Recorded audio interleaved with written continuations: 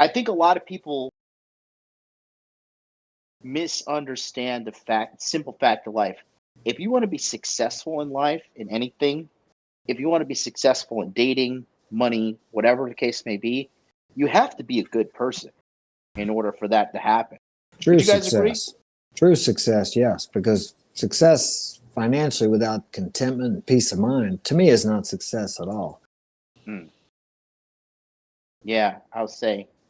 It just having a good name really carries such strong weight, and it pays massive dividends over time. You know. Well, in my other business, when I get referrals from other people, I don't bid against anybody, and I have people give me thousands of dollars without a contract or anything because they trust me, even though they've never met me, but they're referred from somebody they trust. And if you're integrous and honest, when you talk to people, they can feel that. Yeah. So I say all the time, I really feel honored that I have the trust of people many times that I've never met before. So yes, it's very important, very valuable in business. And people a lot of times want to badmouth rich people and say, they're crooks, they got their money, they're crooked. Because that keeps them from having to try to do something. They can justify, well, I'm not crooked like him. At least I'm not crooked or dishonest like he is. And that's bullshit to keep them poor and to keep them where they're at, to justify they're not taking the action so they can live with themselves. Yeah, totally agree. It's just fascinating how the Bible actually interrelates. I mean, it strikes me that in Matthew it says a good tree cannot bring forth evil fruit. Yes. Neither can a corrupt tree bring forth good fruit. Wherefore you, by their fruit you shall know them. Or often they would say by their deeds, right? Yeah. Yes. Yeah. Yeah. No, it's so true. That's a great thing you brought up there, Thor.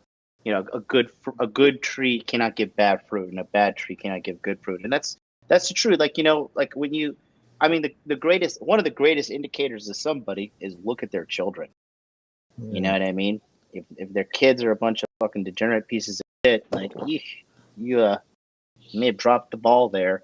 ERP Sensei, he says this too. Integrity is very scarce today. I think that's true.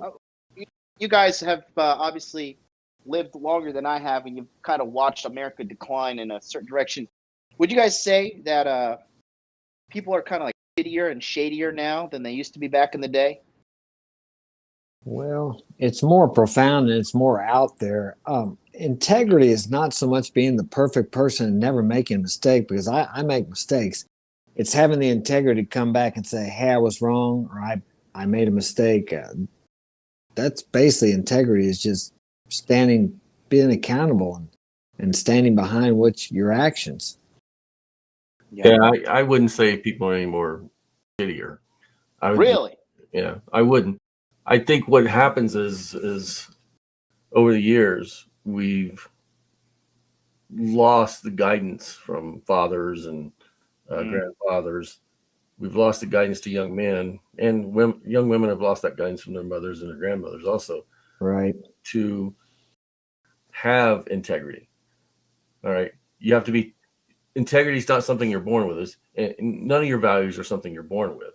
You learn those values based on the input for the first 1 to 6 years from your parents, your grandparents, and the immediate family. And if the immediate family is so fractured now that there's no common core values within the family that you push out into your kids. And you can see the families that do stick together. Okay, they have and stick together in a traditional way. They have those core values that get passed on to the children, and those children pass those on to their children. Are people any shittier? No, we've always been the same people.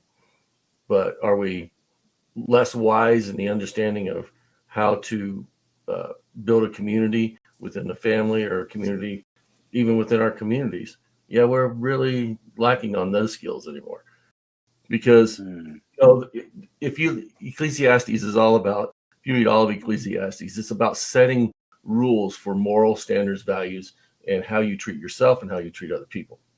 Okay. Right. When you say, a good name is better than perfume, it's not a literal interpretation. What it's telling you is, how you appear to others, is important, but you have to have integrity when you do that, because you don't want to build this fake image of yourself. Yeah. You want to have it's telling you to be your true authentic self, but be a good true authentic self. All right. We have the decision about whether we're going to be good or bad. We're going to practice things that contribute to society, our person, our families, and the group that we belong to, or the things that are going to distract from that. And that's what a name is. A name is how people identify you, not by what they call you, but how they interpret what you are. Yeah.